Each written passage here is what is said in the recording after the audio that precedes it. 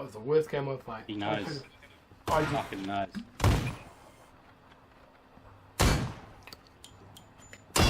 Keep me shooting the engine. When it blows up, we'll kill him. That's what happened to me last time. He's trying to blow it up.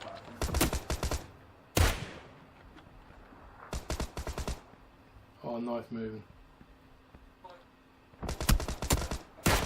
Oh! Oh! No! Frosty I hate turned to me. see it. Oh, that sucks. That's really, yeah. You hate to see it. You hate to see it. All his teammates would have been watching that too. Well, I totally moved it. You bet his teammates were watching. Now, before I get started, what do you think of this new camera setup? This is me sitting a fair way back in my bed. The camera on a big ass tripod with a microphone. The curtains are open. I've got a bit of light going on. Tell me what you think. Is this a major improvement? I've done a couple of tests and you can see all the freckles on my forehead and actually how ugly my noggin is. Thanks, Canon. Now, that was PUBG the other day. That was with Brutal Frosty. Shout out to him. He absolutely kills it in that game. He's got a ridiculously good shot on all games he plays. You'll see later on when I share a Halo 5 video because he's finally got that. And yeah, PUBG, you know, like he carries me all the time. And what do you think of that shot? And I can guarantee his teammates were watching. That was good for a laugh. PUBG improves your shot in all sorts of games because it has no aim assist. You heard it here first. I'm still a noob, but it does improve your shots. Now, big subject at hand, big bearded vlog, a subject which I feel I do have some insight on. I can share my views on because I'm a YouTuber, very small YouTuber, big in size, small on popularity. But in case you don't know, now before we go any further, let me explain to you about my YouTube channel. It's been weird from day dot. I have not received the email about this new partnership deal from YouTube. And when I look on tags, you know how when people put in tags in a YouTube video and they put in one that suggests the highlight subjects, it doesn't happen with my YouTube. Never has. And I capitalise it and do everything every other YouTube video says. But I can't get the tags and for it to suggest me other tags. YouTube's weird that way. Do I get upset by it? No, I just keep on doing my videos. And if I'm happy to get 20 views, I'm very, very happy. Now, for my new subs, I'll only aim to get to 150 subscribers. Because there's going to be a lot of conflicting views on what I've got to say here about this whole partnership thing. And then I can see both sides of the coin. Now, in case you don't know what's happened, a big YouTuber by the name of Paul Logan pretty much went out there and he stuffed it for everybody by going to the Japanese suicide forest. He saw somebody committing suicide. He put in the thumbnails. He made crack jokes around it because he's probably shocked, whatever. I could go on about it for ages, but I won't. It's just the way he did it to get the views. It's all about the views. So the response to that was they've come out and they've changed a few things about monetization and quite a few things they've done. Now, before anybody jumps on the bandwagon, my view on it, I'm 50-50. I'm going to explain to you why.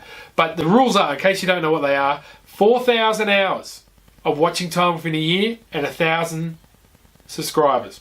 Okay? I'm well and truly out of both of those. I'm fucked on both of those. I think the 1,000 subscribers might have been good and at least about 2,000 hours. I think the 4,000 hours viewing is a bit harsh, but there's a reason behind it, okay? Now, a lot of people have whined and complained, and I said it all through there saying, oh, you know, it's crap. And somebody like Keemstar came out, and I will link the video in the description, came out and said, if you're not making it on YouTube now, you'll never make it, give up and quit. Now, he's one of those big YouTubers, or reasonably big YouTubers that's had a lot of trouble with YouTube, and he's come through, and he's frustrated. And yeah, he said it's a job, and if you treat it like a job and you're not getting paid for it, you're not doing well, you're not good at your job. There's a lot of truth to that, because the one thing YouTube will be, if you're not good at it, or consistent, or staying where you are, even if you're on the shit level of the Paul brothers, you won't go very well on YouTube. That's how I view it. But at the same time, don't quit. If you enjoy doing it and it's a hobby, do it. And if you get somewhere, good on you. Change something different and make it good, you know.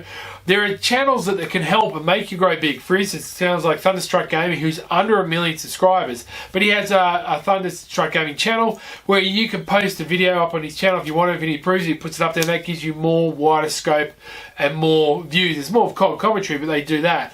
Keemstar did come back and say, look, yeah, okay, since there's no news for Drama Alert, send me a link of your best vid and I'll see if it's good enough to go up. In his own opinion, right? Now, you can knock him, you can hate him, and a lot of people do, and I sort of don't dislike his arrogance here and there, but he's gotten somewhere on YouTube, he's done well.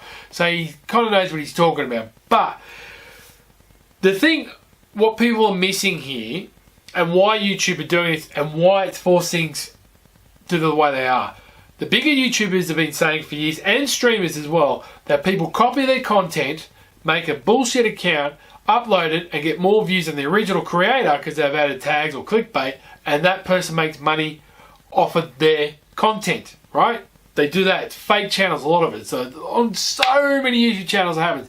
The Art of Horror said to me the other day, believe it or not, he said for art channels, a lot of it happens. And that's why he's had to be careful with some of his content before it goes up. Now, I can agree. I think what they've done there is great. I think it's really good for these. But the problem with it is, from what I can see, is it's making bigger YouTubers get bigger and richer and smaller YouTubers dying off. Which isn't a bad thing because the market is flooded. The amount of 12s out there and 6-year-old kids and whatever just doing the most stupid shit on iPhones and iPads who get way more views than me because they got all their mates involved. It's just not what YouTube's about. It's just a lack of content. So it's going to weed out from the diehards or the people do it for fun or just doing it for cash to those who really work the talent and going further and making YouTube a full-time job.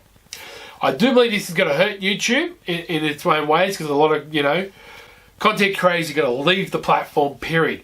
Now, in saying that, the downside is the people I feel incredibly sorry for, and I will link, not sorry for, but really, I can understand what he's talking about, and he makes a valid point, is Brutal Frosty. I'll link his video in the comment section down below. I will definitely link it in there. You must watch it because he's on 1,000k subscribers, but he hasn't got the 4,000 hours to watch behind him because he's based in Australia. Most of the time his videos up, Americans are asleep.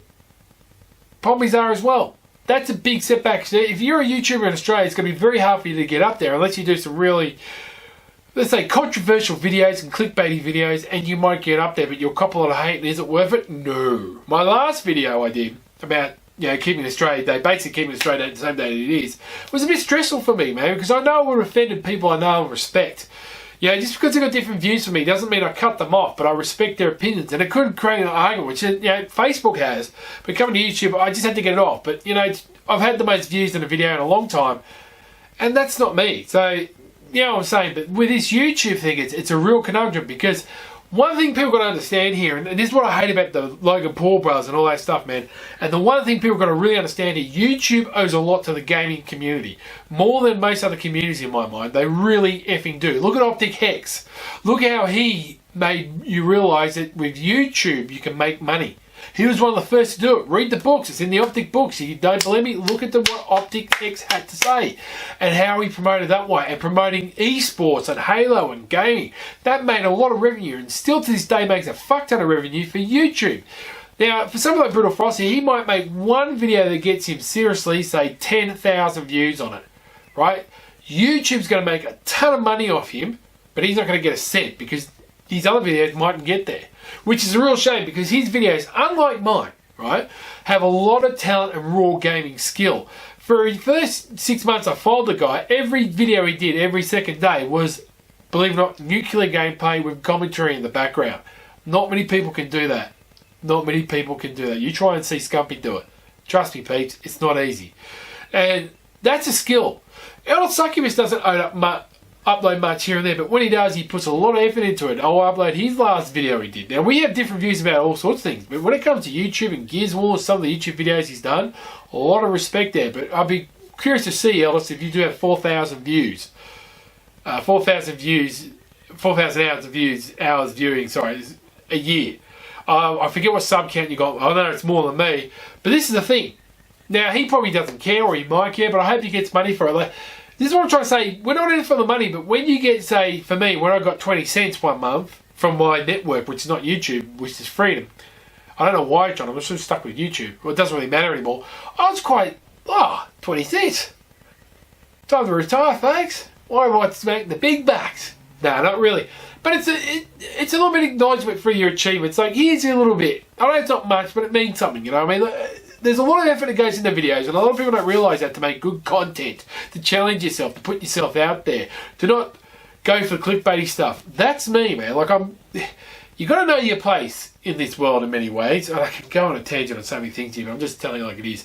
I am not the best gamer, so people are going to look at my footage to see kick-ass gaming, but what they are going to see is my opinions, my experience with gaming, and some of the insight I have with people here and there and the gaming community and what controls to get in headphones and just basically how to be a noob like me. That's a skill in itself. But that's what I'm trying to say to people. So I know where my place is. I mean, my beta vlogs do better than most of my videos. Thanks to the coalition, talking shit with the gang videos and Gears of War have gone out the effing window. Thanks, guys. That's another video in itself. Geez, there's a lot of other videos in itself in this one. But what I'm trying to say is, it doesn't affect me, so I'm okay. I don't care about the rules. But to people like Brutal Frosty, to the Art of Horror, who's really building up his channel, his content could be nicked. And I'm going to link a video he did of Halloween, Michael Halloween on VR, and how effing good that video was. And his sub count's growing. But now this new partnership thing is, now he's still going to pursue it. I hope he does, because it's a kick-ass channel. It's content and it's great creation. It doesn't offend anybody. It interacts with the fan base and is growing. That's a classic channel that should get the recognition more than most others. Not because he's a mate of mine, but two, because it doesn't offend anybody. He constantly he continually interacts with his fan base, and he's always uploading once or two a week and keeping his fan base involved in the comment section down below, and does a really good effort with the voiceover, definitely the recording, and his artistic values behind it. I'll link that video down in the description. Check it out. Sub to him. I want him to out-sub me by the end of the year. If he doesn't out-sub me by the end of the year, in my view, YouTube is fucked. And yeah, excuse my language, but that's the truth.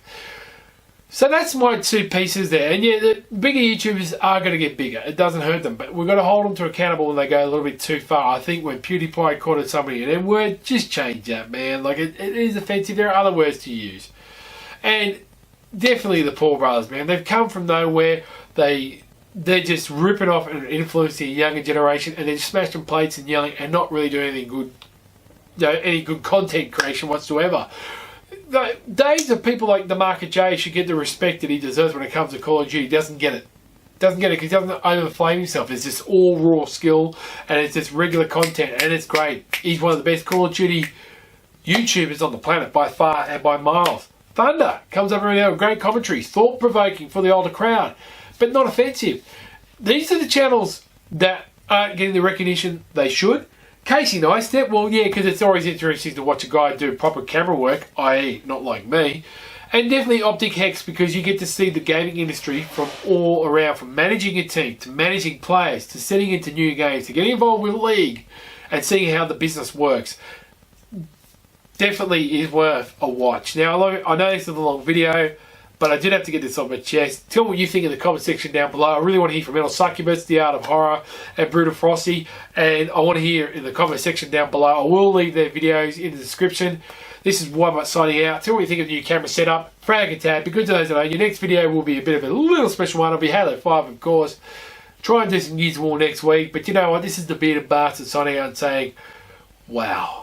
I'm really up in my game with this noobish camera work. And you can see the dots in my head. You really can. Subscribe.